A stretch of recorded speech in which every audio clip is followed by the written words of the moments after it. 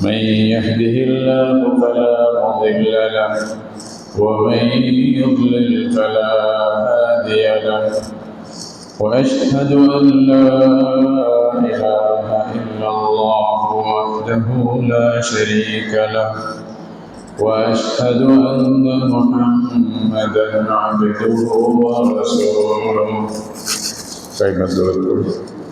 اللهم صل على محمد وعلى آل محمد كما صليت على إبراهيم وعلى آل إبراهيم إنك حميد مجيد اللهم بارك على محمد وعلى آل محمد كما باركت على إبراهيم وعلى آل إبراهيم إنك حميد مجيد أما بعد فأعوذ بالله من الشيطان الرجيم بسم الله الرحمن الرحيم لقد كان لكم في رسول الله أسوة حسنة لمن كان يرجو الله واليوم الآخر وذكر الله كثيرا সম্মানিত মুসল্লিয়ান আমরা বর্তমানে আরবি মাস হিসেবে রবিউল আউয়াল মাসে আমরা উপনীত হয়েছি। এই মাস যেভাবে অন্য মাস থাকে 30 দিন বা 29 দিন আরবি মাস হিসাবে যে নিয়ম, সেই নিয়ম মতে এতদিনই আমাদের কাছে থাকবে, আবার বিদায় নেবে, আবার আগামী বছর আসতে থাকবে। যতদিন আল্লাহ তাআলা কিয়ামত করে দিবেন না, সব কিছু নষ্ট করে দিবেন না, ভেঙে দিবেন না, এতদিন পর্যন্ত জামানা এবং সময়ের যে নিয়ম আল্লাহ বেঁধে দিয়েছেন সে নিয়ম মতেই জামানা চলবে। বছর আসবে, মাস যাবে, সপ্তাহ যাবে, দিন রাত যাবে, এভাবে আসতে থাকবে। যা চলে যাচ্ছে এটা আমাদের জীবন থেকে বিয়োগ হয়ে যাচ্ছে, এটা আসবে না, এটা কিছু করা যাবে না। এটা আমাদের পুরো সময়ের মধ্যে কিছু যা চলে গেছে আর কিছু যা আসতেছে।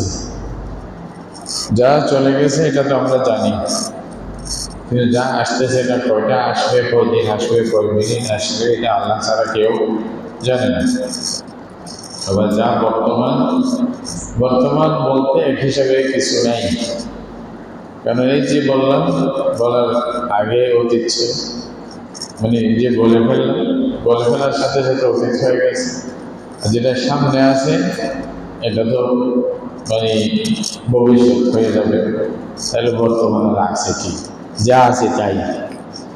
তো এই যে সামনে দিনগুলো আসতেছে এটার মধ্যে নিয়ম, আমরা থাকি বা না থাকি, যতদিন আল্লাহ রাব্বুল আলামিন দুনিয়া রাখবেন, পৃথিবী রাখবেন, ততদিন নিয়ম এটাই চলবে।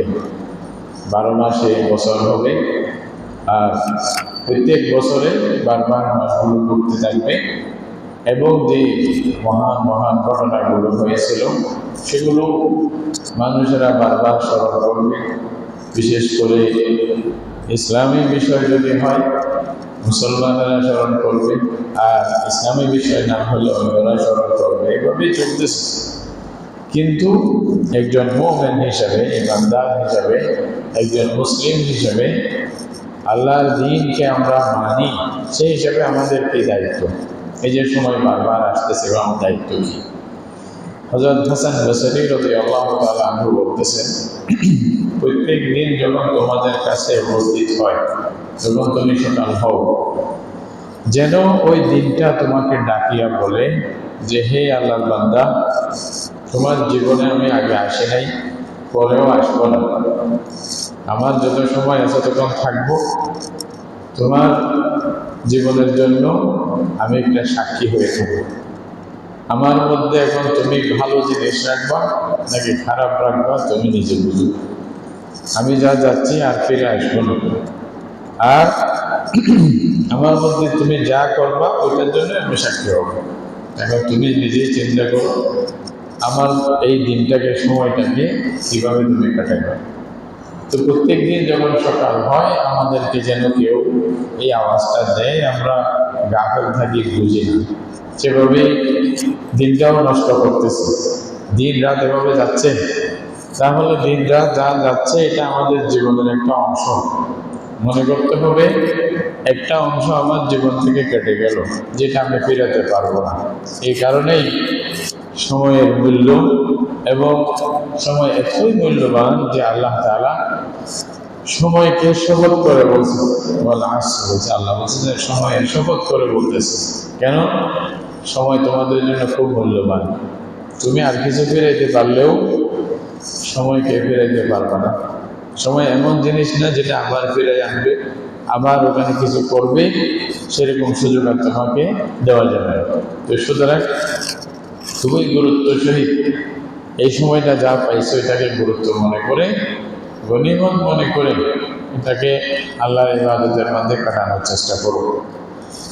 আল্লাহর দেওয়া সব নিয়ামত, আমার শক্তি, আমার দেখার শক্তি, বলার শক্তি, শোনার শক্তি, এবং আমি পুরা যে জীবনের মধ্যে এভাবে চলতেছি, এই সব কিছুকে, আল্লাহর নিয়ামতগুলোকে যদি আল্লাহর খুশির জন্য, মানে এভাবে যেভাবে খরচ করলে, যেভাবে কাটাইলে, যেভাবে সময়গুলো, শক্তিগুলো ব্যয় করলে আল্লাহ রাজি খুশি হন, সেভাবে কাটাইতে পারাটা কামিয়াবি। আর যদি সেভাবে আমি কাটাতে না পারি, তাহলে আমি নিজের সময় সবার কাছে আমি প্রশ্নবিদ্ধ হব যে আমি কি করলাম। আমার বিরুদ্ধে অভিযোগ হবে, হয়তো আমার অঙ্গ প্রত্যঙ্গগুলোও অভিযোগ করবে। এটা কোরআনে আছে, আল্লাহ বলছেন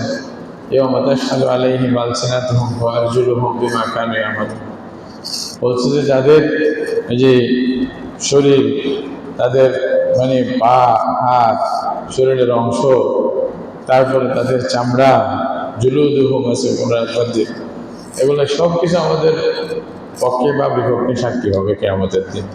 আমি যে, আল্লাহ তাআলা যদি বলে কিয়ামতের দিন তুমি এটা করছো, আমি বলি করি নাই, তো সাক্ষী কোথায়? আমার ভিতরে আছে।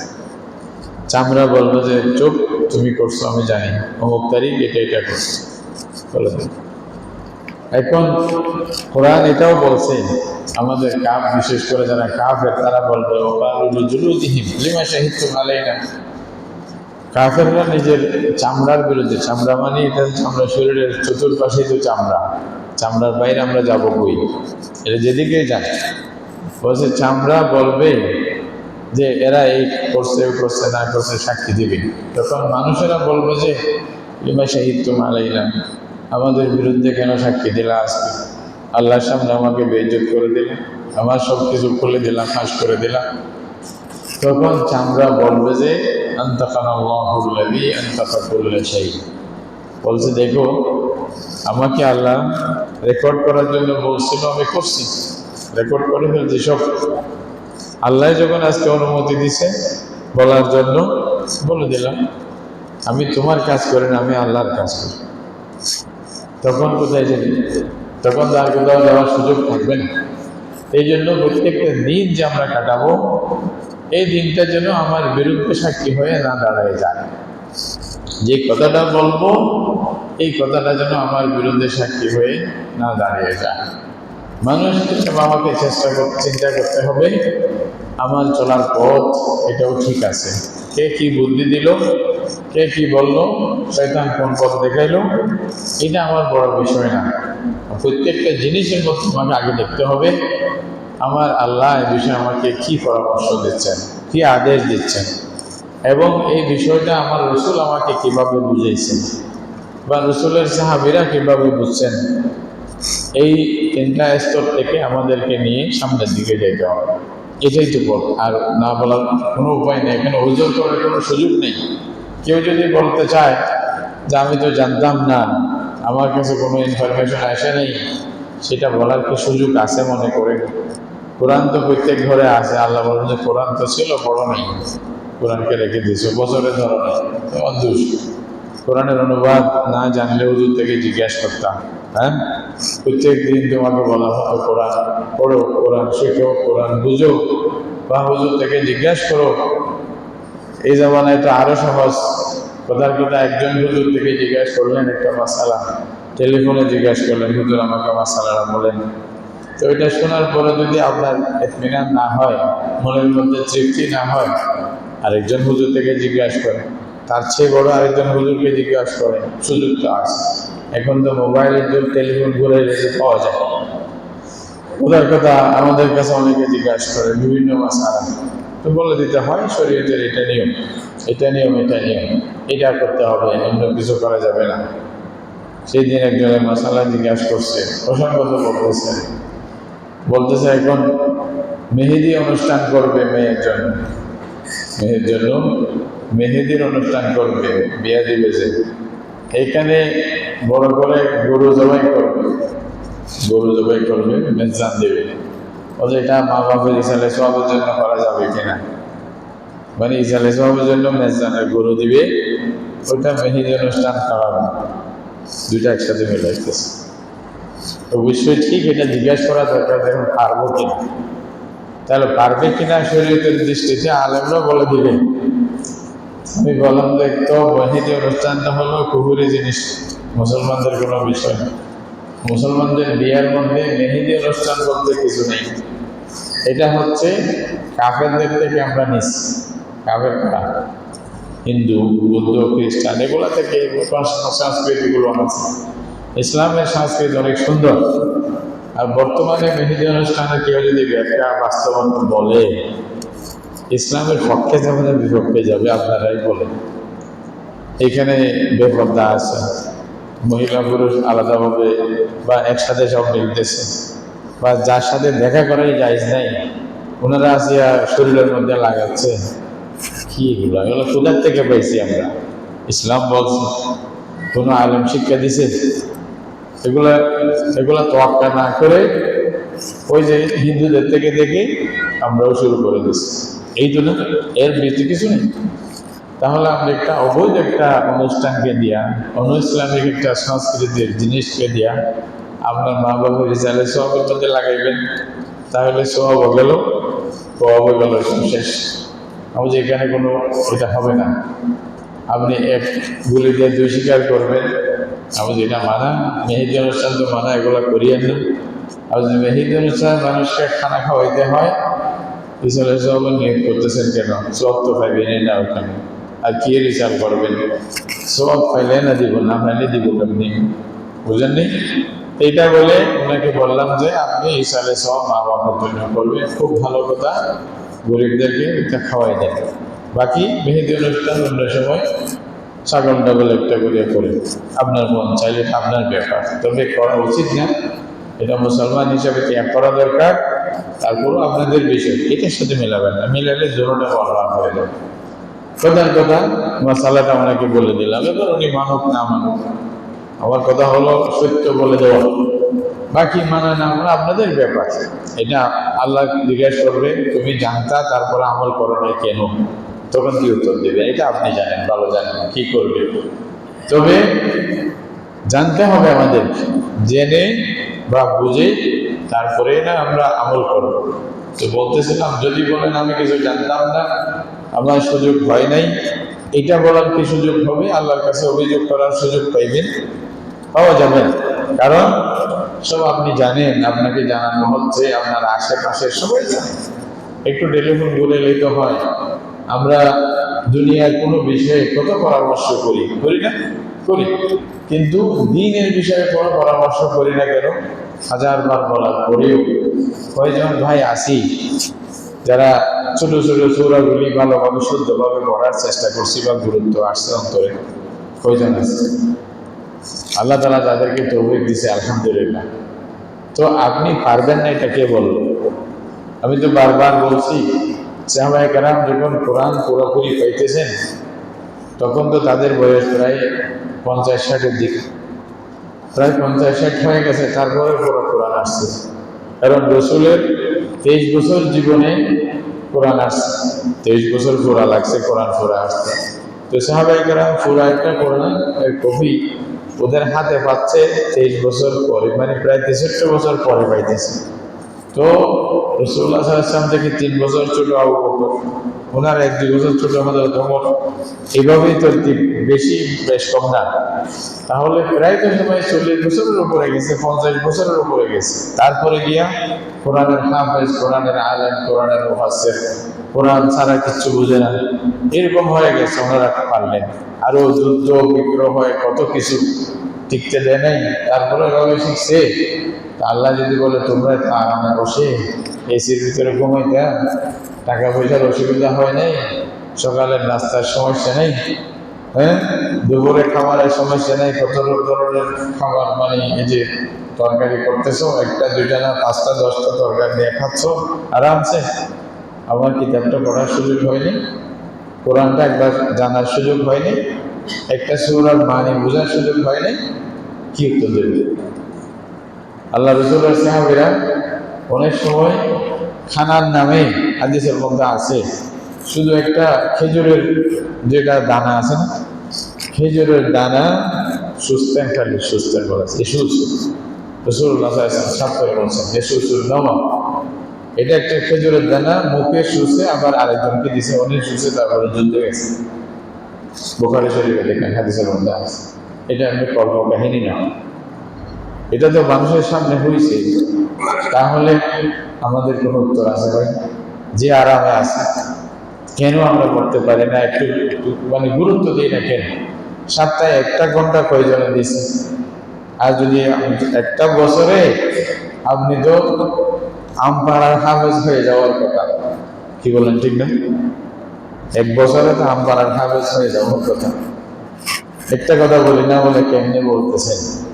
সূরা ফাতিহা, এমন কোন মুসলিম আছে যে সূরা ফাতিহা পড়তে পারবে না? ইল্লা মাশাআল্লাহ, যারা করে বিশেষ করে তাদের কথা ভিন্ন, যারা নামাজ দোয়া তো পড়ে বা আলেম ওলামাদের সাথে আসে, যেমনি হোক, শুদ্ধ হোক অশুদ্ধ হোক, সূরা ফাতিহা আমরা সবাই জানি, জানি না?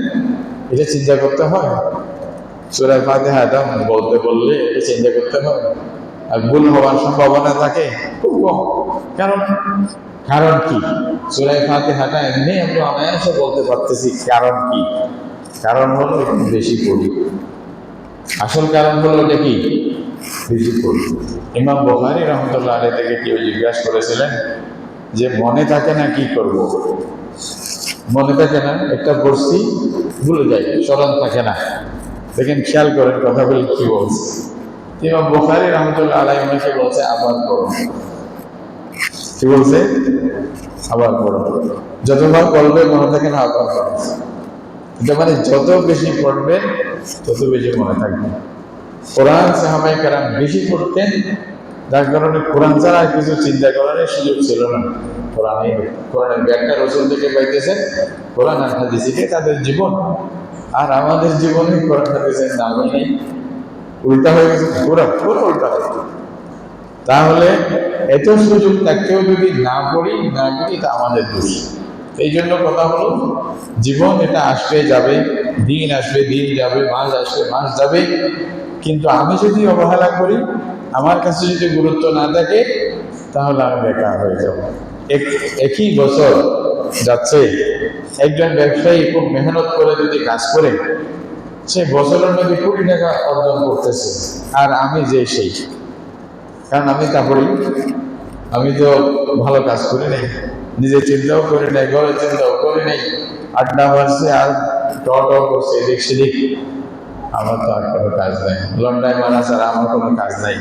বছরের শেষে যদি আমি কম্পেয়ার করি, আরে ও তো আমার মতো, আমি তো ওর মতো, ও কেমনে তো পয়সা বললাম, আমি কেমনে হইলাম না, দুষ্ট আপনার। এটা কাকে দোষ দিবেন? দুষ্ট আপনার, আপনি করেন নাই কেন? আপনি মেহনত করলে কিছুটা তো পাইতেন, একেবারে সেরকম না পাইলেও কিছু কথা চলতে পারতেন। আল্লাহ বলছেন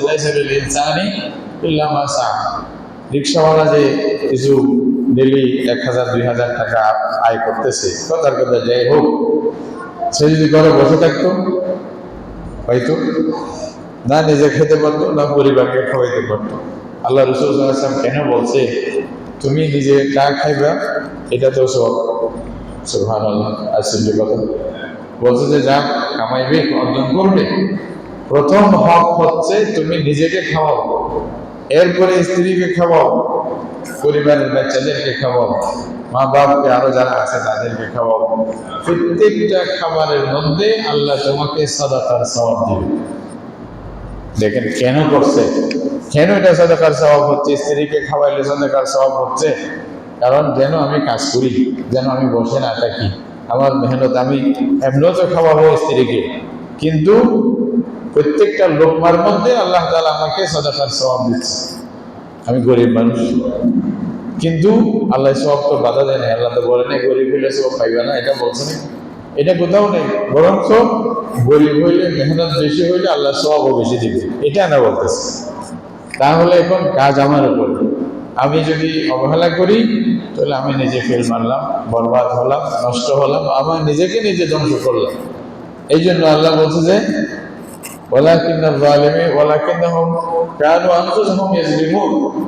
তারা নিজের উপর নিজে জুলুম করতেছে, আমি তো কিছু করি নাই।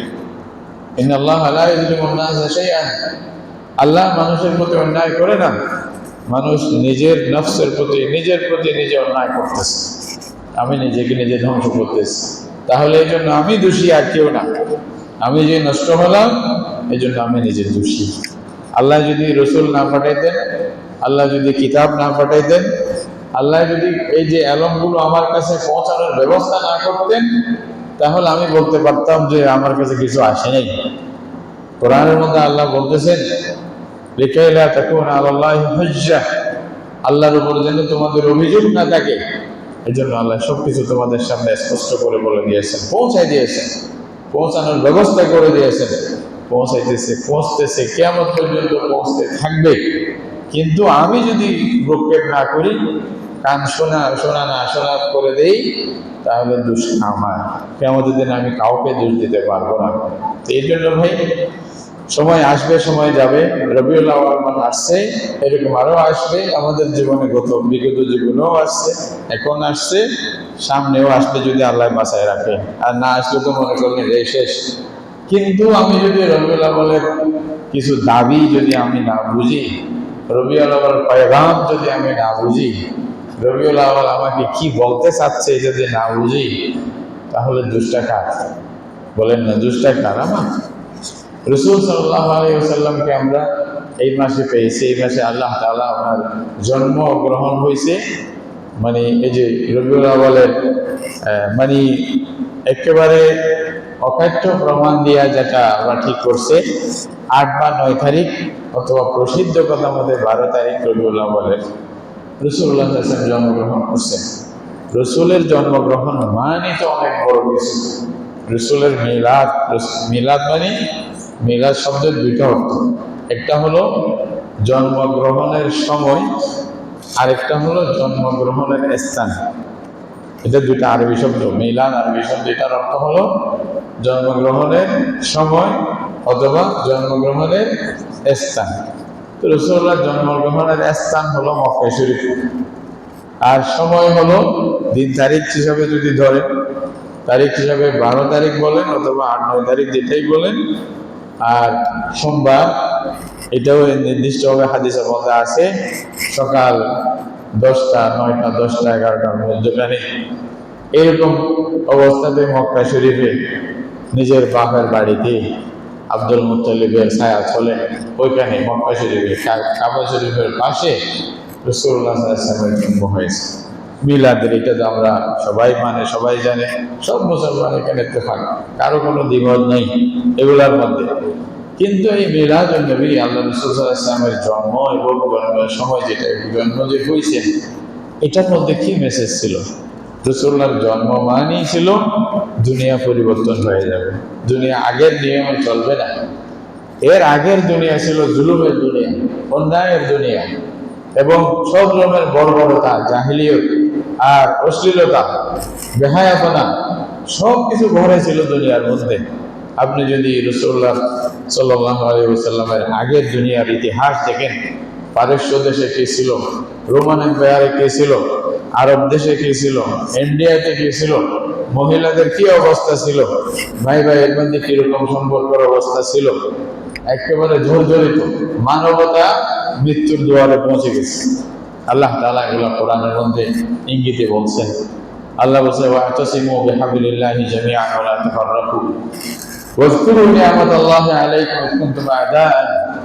বলতেছে দেখো, এক থাকো, ভিন্ন ভিন্ন হয়ে তোমরা মুসলমান, তোমরা সবাই আল্লাহকে মানো, এক থাকো, এক আল্লাহর বান্দা, এক নবীর উম্মত, এক কাবার তোমরা চতুর্পাশে দিক নির্দেশনকারী এবং এক কিতাবের অনুসারী, এক হাদিস রসুলের হাদিসকে মাননেওয়ালা। তোমরা ভিন্ন ভিন্ন হয়ে মারামারি করিও না, খবরদার। এটা আল্লাহর আদেশ। ওয়াতাসিমু বিহাবলিল্লাহি জামিআন ওয়া লা তাফাররাকু ওয়াযকুরু, আল্লাহ মনে রাখো, নি'মাতাল্লাহি আলাইকুম, আল্লাহ যে তোমাদেরকে অনুগ্রহ করছেন, আল্লাহ যে তোমাদেরকে নিয়ামত দান করেছেন, এটা স্মরণ রাখিও, এটা ভুলে যাবে না। ওয়াজকুরু নি'মাতাল্লাহি আলাইকুম কখন, ইয কুনতুম আ'দাআন, যখন তোমরা পরস্পর শত্রু ছিলে, একজন আরেকজনকে শত্রু মনে করতা, নিজের পেটের ভাই, এক বাপ এক মার মানে এই যে সন্তান, পরস্পর ঝগড়া বিবাদ করতাম, ছোট ছোট জিনিসের জন্য বছরকে বছর হিংসা বিদ্বেষ এগুলো জিয়ে রাখতাম। এটাই তোমাদের কাজ ছিল।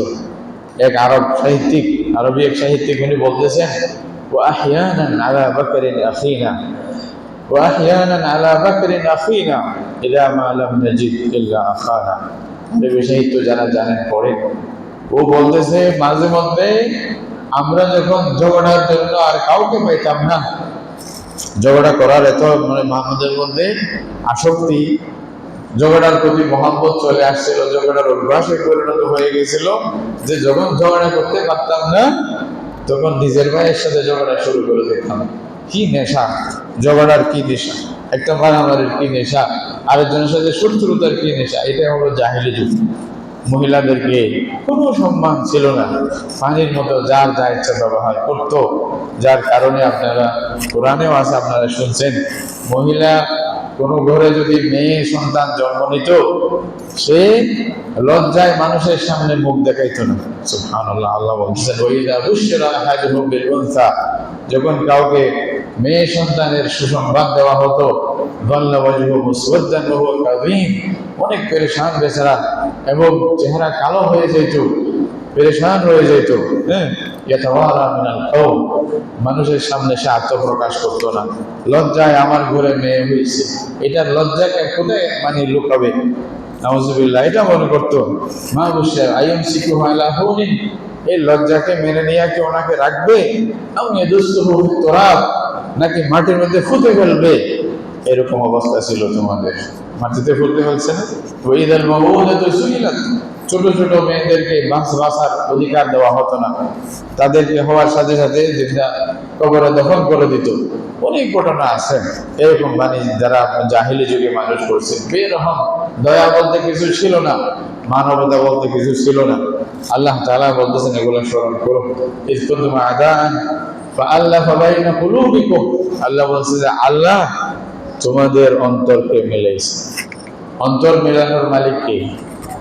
আল্লাহ যদি মেলাই না দেয়, আপনি সারা দুনিয়ার সবকিছু খরচ করেন, এটা আল্লাহ নিজে বলছেন। আপনি যদি যা আছে জমিনে দুনিয়াতে যা আছে সব খরচ করে দেখো, অন্তর মেলানোর জন্য মিলাইতে পারবে না, এটা আল্লাহ বলেছে। আল্লাহ মানে অন্তর মিলাইতে পারে। বলতেছে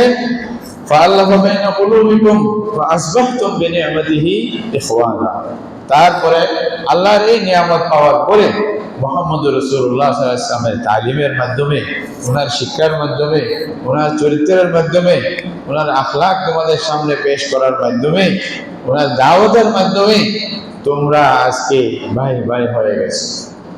আগেরটা পরেরটা মিলে যদি বুঝে, যারা ছোট জিনিসের জন্য বছরকে বছর শত্রুতা করতো, যুদ্ধ করত, সেই মানুষ মদিনাতে গিয়া যখন আল্লাহ রসুল বললেন ভাই ভাই, তোমরা ভাই ভাই, এটা যখন বললেন, রাসূলুল্লাহ সাল্লাল্লাহু আলাইহি ওয়াসাল্লামের তালিমাতের সৌন্দর্য যখন তাদের জীবনে আসলো, একজন দুইটা বাগান আরেকজন ভাই বলছে আর কি, নিজের ঔরজ্ঞত কোনো ভাই না, ওনাকে চিনতেনও না আগে, ইমানের বন্ধনের ভিত্তিতে দুজন এক হয়ে গেছেন। শুধু এতটুকু লা ইলাহা ইল্লাল্লাহ আমাদের মধ্যে আছে, সেও লা ইলাহা ইল্লাল্লাহ বলে, আমিও বলি, সেও আল্লাহকে মানে আমিও মানি, এতটুকু পরিচয়, আর বেশি না, এতটুকু সম্পর্ক, আর বেশি না। এতটুকু সম্পর্কের ভিত্তিতে নিজের বাগান, দুইটা বাগান থেকে একটা বাগান ভাইকে দিয়ে দিচ্ছে। নিজের দুজন স্ত্রী থেকে ভাইকে বলতেছে, তোমার যেটা খুশি লাগে, ভালো লাগে বলো, আমি তালাক দেবো, তুমি বিয়ে করো। দুনিয়াতে নজির আছে এরকম? কোনো নজির নেই।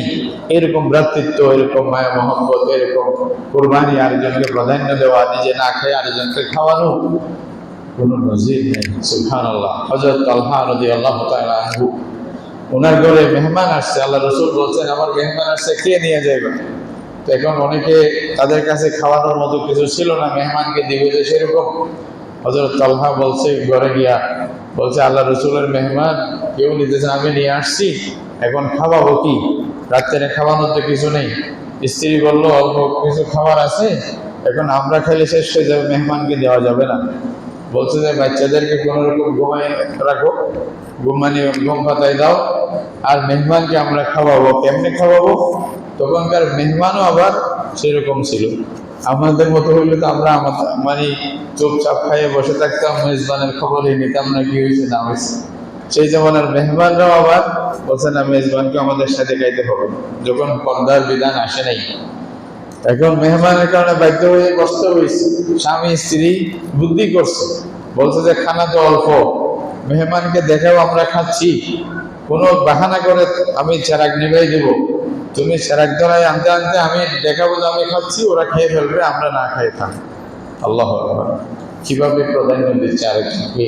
মেহমান মানে বুঝেন তো, এটা আত্মীয় না, তো আত্মীয় না, আপনার আত্মীয়, আরেকজন মানে মুসাফির, তাকে খাওয়াচ্ছে, চিনিও না, সে ভাইও না, আত্মীয়ও না, তাকে খাওয়াচ্ছেন এত গুরুত্ব দিয়ে, নিজেকে না খাওয়াইয়ে ওকে খাওয়াচ্ছে।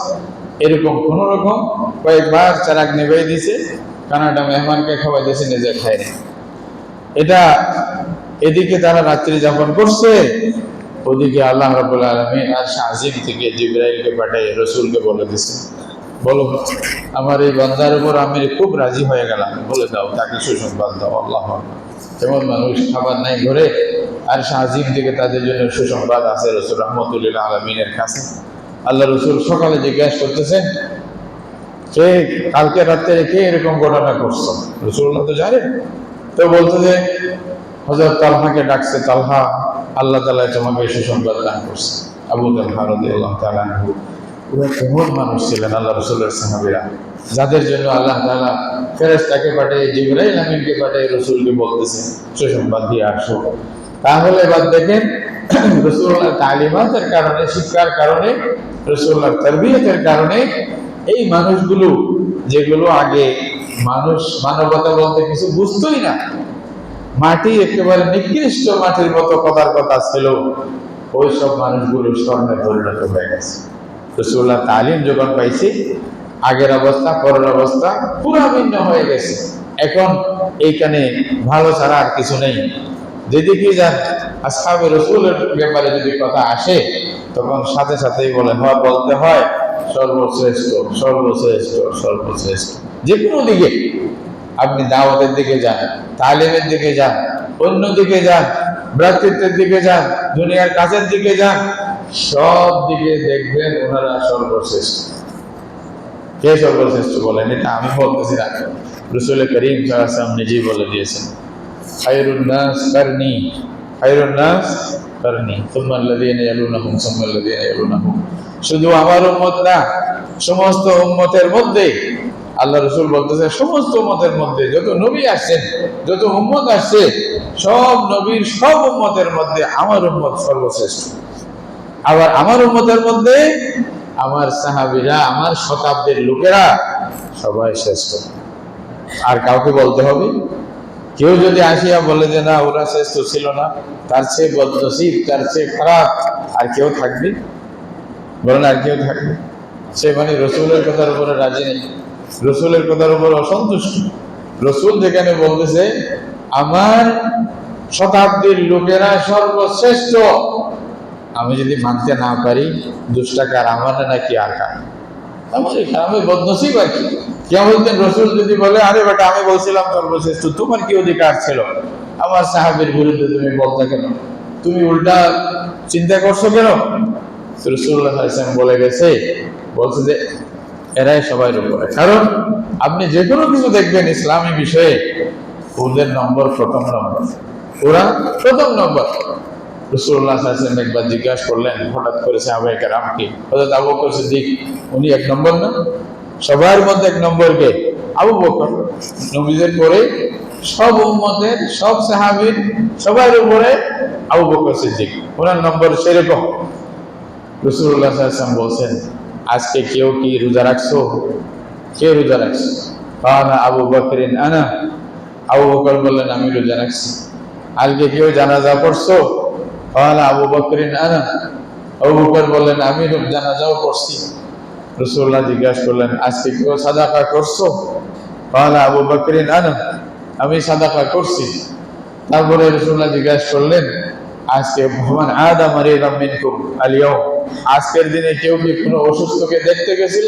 চারটা জিনিস, চারটা প্রশ্ন করছে রাসূলুল্লাহ সাল্লাল্লাহু আলাইহি ওয়াসাল্লাম সাহাবায়ে কেরামকে, মানে সাহাবায়ে কেরাম থেকে। প্রত্যেক প্রশ্নের উত্তরে আবু বকর প্রথম বলতেছে আনা আনা আনা, ইয়া রাসূলুল্লাহ আমি করছি, ইয়া রাসূলুল্লাহ আমি করছি, প্রথম শাগির্দ থেকে। তাহলে এক নম্বরে পাশ কে? আবু বকর। তারপর রাসূলুল্লাহ বললেন মানিসতামা'না ফীহি, এই কাজগুলি যার মধ্যে জমা হবে ফাহুয়া মিন আহলিল জান্নাহ, সে জান্নাতি, তার জন্য জান্নাত হয়। তাহলে রাসূলুল্লাহ সাল্লাল্লাহু আলাইহি ওয়াসাল্লামের তরবিয়তের মাধ্যমে আল্লাহ তাআলা আমাদেরকে আপনাদেরকে মানুষ বানাইছেন। রাসূলুল্লাহ সাহাবীদেরকে সেরকম মর্যাদাবান বানাইছেন, ওদেরকে দেখে দেখে যারা চলছে তাদেরকে আল্লাহ সম্মান করে দিয়েছে। আল্লাহ তাআলা বলতেছেন ওয়াসাবিকুনাল আউয়ালুন মিনাল মুহাজিরিন ওয়াল আনসার ওয়াল্লাযীনা তাবাউহুম বিইহসান রাদিয়াল্লাহু আনহুম ওয়া রাদু আনহু। কোরআনে আল্লাহ তাআলা সরাসরি ঘোষণা করছে সাহাবায়ে কেরামের মধ্যে দুইটা গ্রুপ, একটা আনসার একটা মুহাজির। যারা মক্কা থেকে হিজরত করে গেছে তারা মুহাজির, আর যারা মদিনায় ছিল তারা আনসার। এই দুইটা বড় বড় গ্রুপ, দুই গ্রুপের বাইরে আর কেউ নেই, এটাই বলতে হবে। আল্লাহ বলছে ওয়াসাবিকুনাল আউয়ালুন মিনাল মুহাজিরিন ওয়াল আনসার। এখন বাকি মুসলমানদের কথা ওয়াল্লাযীনা তাবাউহুম বিইহসান, যারা ইখলাসের সাথে আনসার মুহাজিরিনের অনুসরণ করবে।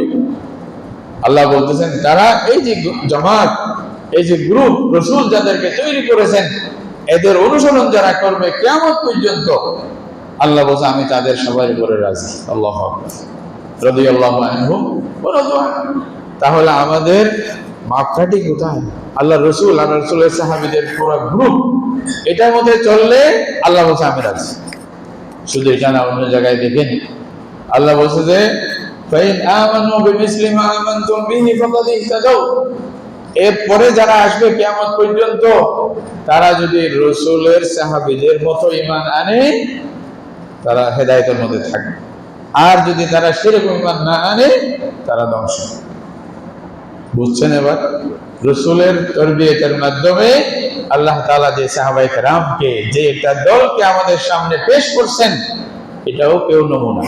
এই জন্য রাসূলুল্লাহ বলছেন মানে বুইসতুম মুয়াসসিরিনা ওয়া লাম তুবআসু মুআসসিরিনা। আমরা তো জানি রাসূল প্রেরিত হয়েছেন, রাসূল বলতেছেন তোমরাও প্রেরিত হয়েছো। সুবহানাল্লাহ, আজীব না? রাসূল বলতেছেন বুইসতুম, তোমাদেরকে প্রেরণ করা হয়েছে, মুয়াসসিরিন, সহজ করে দাও, ওয়া লাম তুবআসু মুআসসিরিন। যার কারণে সাহাবীদেরকে আমরা সুযোগ পাইলে, আমরা তো টাকা পয়সা হইলে সুযোগ পাইলে মক্কা শরীফে যাই বেশি কি করার জন্য? সওয়াবের জন্য দৌড়ে যাই না? ইল্লা মাস, তাও যাই যে কম আছে, তারপরেও তো যাই যে কোথায়? বেশি সওয়াবের জন্য। কিন্তু আল্লাহ রাসূলের সাহাবীরা এসব শোনার পরেও রাসূলের মেসেজ পৌঁছাই দেওয়ার জন্য জায়গায় জায়গায়, যেখানে কেউ যেতে পারে নাই, চায়নাতে চলে গেছে, ইস্তাম্বুলে চলে গেছে, রাশিয়াতে চলে গেছে। কারো খবর আজকে এখানে পাওয়া যায়, রাশিয়াতে পাওয়া যায়।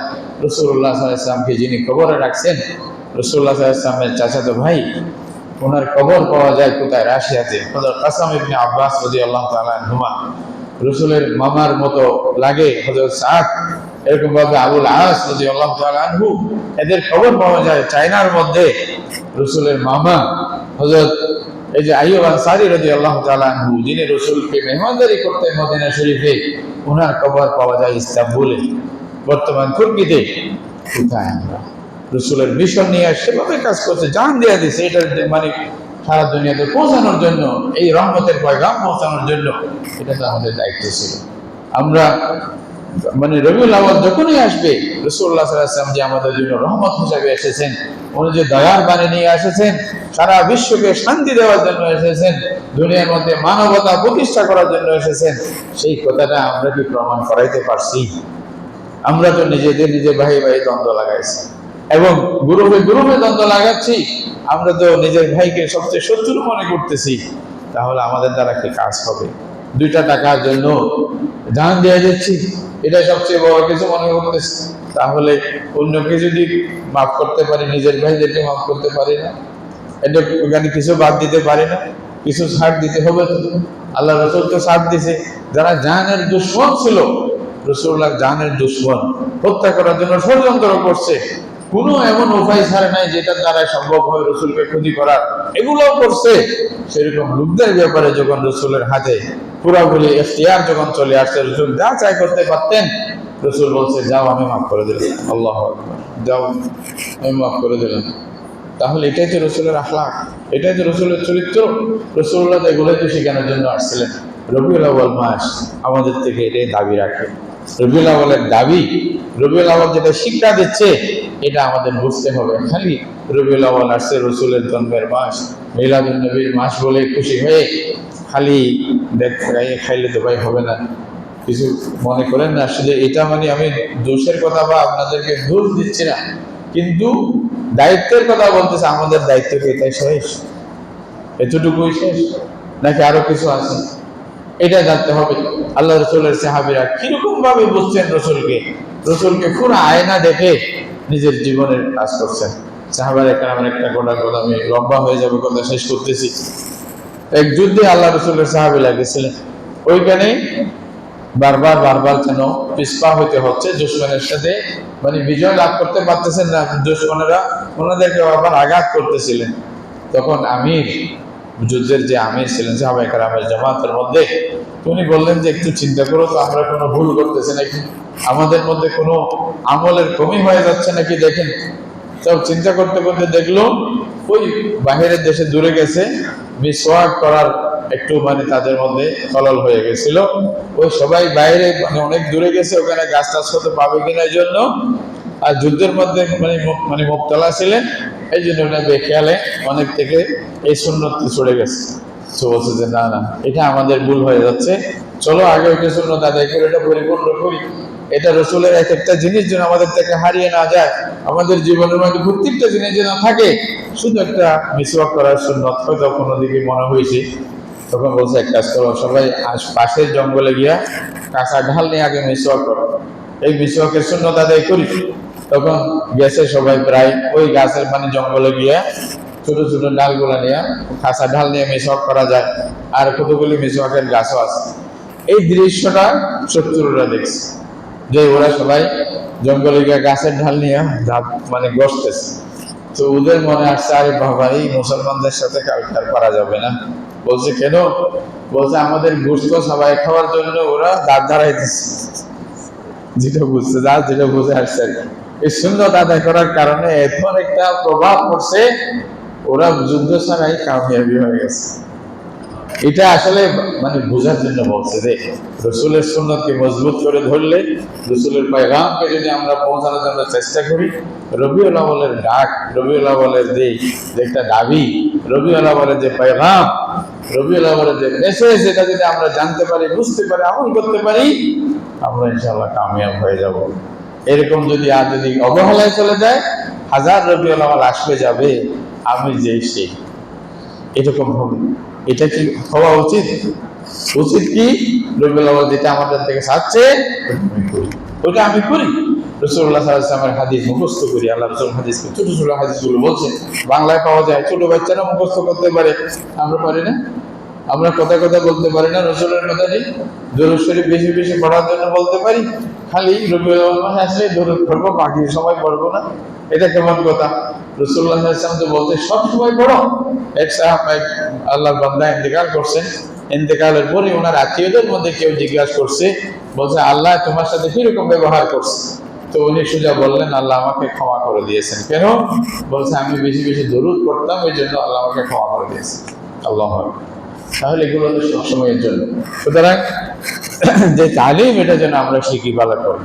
আল্লাহ তাআলা আয়াতের মধ্যে যা পড়তেছিলাম এটাই বলছেন, লাকাদ কানা লাকুম ফি রাসূলিল্লাহি উসওয়াতুন হাসানাহ। তোমাদের জন্য, তোমাদের জীবন সুন্দর হওয়ার জন্য, শান্তিময় হওয়ার জন্য, নিরাপদ হওয়ার জন্য, সব রকমের বিশৃঙ্খলা থেকে বাঁচার জন্য একমাত্র উপায়, একমাত্র মডেল, একমাত্র আইডিয়াল মুহাম্মদ রাসূলুল্লাহকে আল্লাহ বানাইতেছে। ওনার জীবন দেখো, ওনার জীবন দেখে দেখে আমল করো। রাসূলুল্লাহ বলছেন আমার উম্মত আমি যেরকম নামাজ পড়তেছি সেরকম নামাজ পড়ো, আমাকে দেখে নামাজ পড়ো, আমাকে দেখে রোজা রাখো, আমাকে দেখে হজের আহকামগুলো শিখো এবং আমল করো। আমি বিবাহ করছি, বিবাহ কিভাবে করতেছে দেখো।